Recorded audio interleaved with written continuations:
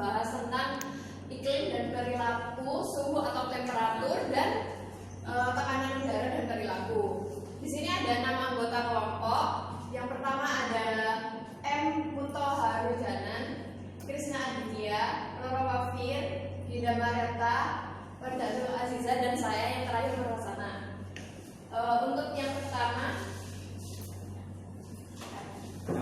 yaitu iklim dan perilaku. Di sini manusia dalam berinteraksi dengan lingkungan tidak terlepas dengan cuaca dan iklim. Lingkungan fisik tersebut akan dipersepsi atau akan diterima oleh manusia itu sendiri. Contohnya kayak di salah satu kecamatan di Bangkalan nih. Di salah satu kecamatan Bangkalan itu ketika musim kemarau, tepatnya di Desa Tragel itu dapat menyebabkan kesulitan air bersih. Jadi lama-kelamaan di sana itu dapat menyebabkan kesulitan air bersih, dan untuk mandi aja kita airnya itu harus beli di sana. Dan lama-lama kalau menurut saya sih bisa menyebabkan kerugian pada petani sih. Next. Yang kedua, dampak cuaca panas pada psikologis. Pada suhu manusia normal itu sebenarnya suhu tubuhnya itu 36 sampai 37 Celcius. Dan jika suhu manusia lebih dari 36 dapat menyebabkan kefatalan. Di artikel juga menyebutkan jika suhu tubuh manusia naik sampai lebih dari 45 Celcius, salah satu dampak terburuknya dapat meninggal. Sebaliknya juga gitu. Jika tubuh turun sampai 25 Celcius juga akan berakibat fatal pada diri kita sendiri. Salah satunya juga menyebabkan kematian. Next. Selanjutnya dijelaskan oleh teman saya.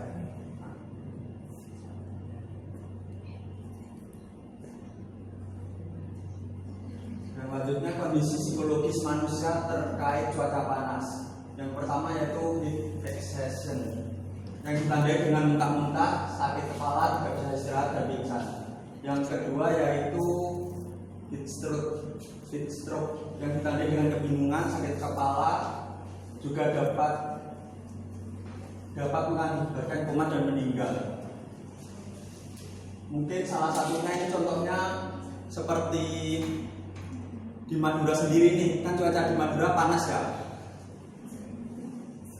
Di sana jadi psikologis itu bisa berdampak tidak fokus terhadap kita sendiri. Next. Yang selanjutnya akan dijelaskan oleh teman saya. Cuaca panas dan kinerja pada kelas bersuhu tinggi dapat mempengaruhi hasil pembelajaran. Contohnya di kelas ini, jika di kelas ini suhunya tinggi, maka mahasiswa akan kedinginan dan tidak fokus untuk belajar. Pada pasukan militer yang berasal dari iklim sejuk diberi tugas ke daerah tropis, kinerja militer akan memburuk karena kepanasan. Jika militer di tempat sejuk lalu dipindahkan ke tempat yang tropis, kinerja militer itu akan menurun. Nah, selanjutnya ada cuaca panas dengan tingkah laku sosial. Nah, cuaca panas itu dapat mempengaruhi tingkah laku sosial seseorang. Nah, di sini ketika orang merasa cuaca panas dapat menimbulkan kondisi yang tidak menyenangkan bagi orang yang mengalaminya. Nah, ketika orang merasa tidak nyaman, mereka cenderung acuh terhadap sekeliling mereka gitu. Kayak ketika nggak mood gitu, mereka kan cenderung acuh pada sekitarnya. Nah, ada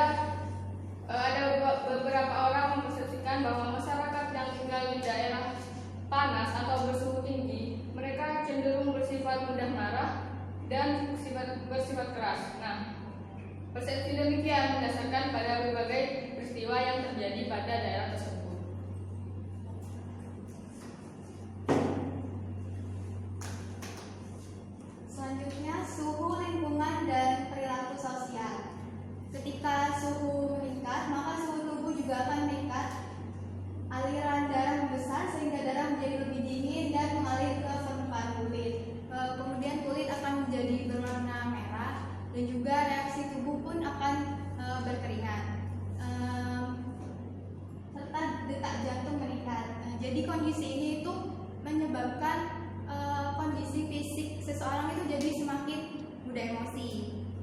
Contohnya saja ketika kita melakukan kegiatan pembelajaran di kelas 304 yang cenderung panas, maka itu akan mempengaruhi pada perilaku kita. Jadi ketika suhu pada suatu lingkungan itu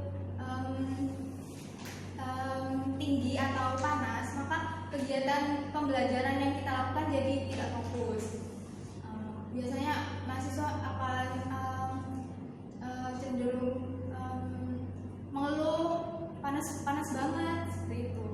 Beda dengan ketika kita berada di lingkungan dengan suhu normal, maka reaksi fisik yang ditimbulkan juga akan biasa-biasa saja. Untuk selanjutnya ada tekanan udara, bisa dibaca di slide. Tekanan menggambarkan gaya persatuan luas pada suatu ketinggian tertentu, di mana ketinggian udara merupakan salah satu faktor yang mempengaruhi dan menentukan kerapatan udara selain.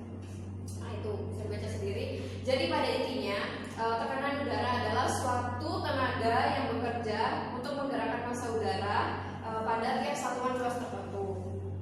Terus apa sih faktor atau yang mempengaruhi tekanan udara itu tadi? Salah satunya tadi yang sudah dijelaskan oleh teman saya, ada suhu dan temperatur. Selanjutnya ada ketinggian tempat, ada letak luntang bumi dan persebaran daratan dan lautan. Setelah itu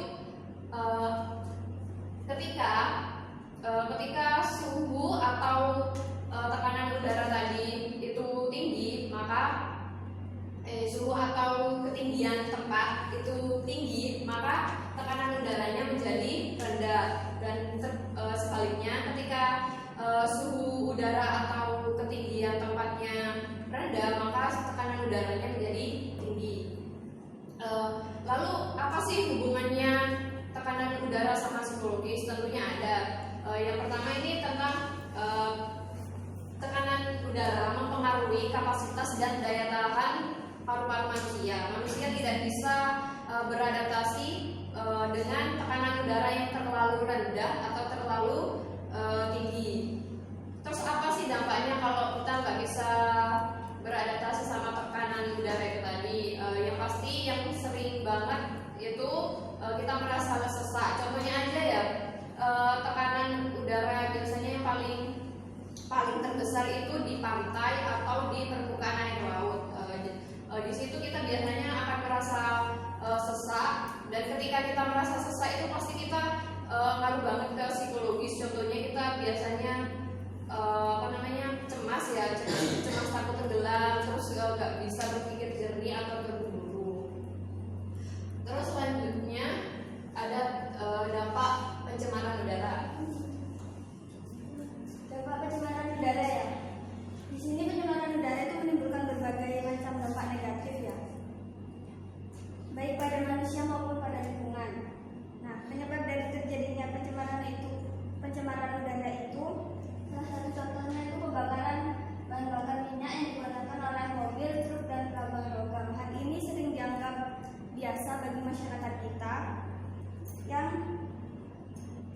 padahal pencemaran udara tersebut tuh berkaitan dengan kesehatan seseorang. Jika seseorang menghirup udara yang disebabkan oleh pencemaran udara pembakaran minyak tersebut, maka orang tersebut akan mengalami kekurangan oksigen di dalam darahnya, yang menyebabkan orang itu merasa pusing, kerusakan saraf, dan gangguan memori dan atensi. Untuk ini slide yang terakhir ada dampak pencemaran udara dan perilaku sosial. Teman-teman sudah pada paham bahwa dampak pencemaran udara itu sangat tidak baik untuk fisik manusia ataupun makhluk hidup lainnya yang ada di bumi.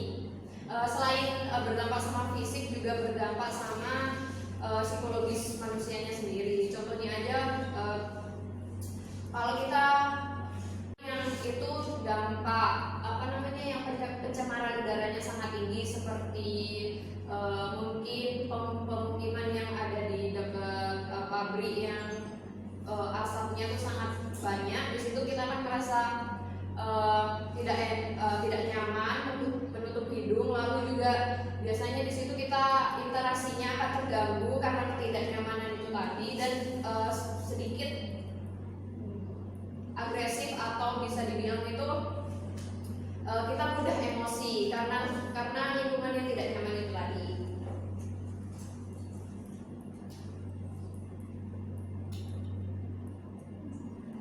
Itulah sedikit presentasi dari kelompok kami. Jika ada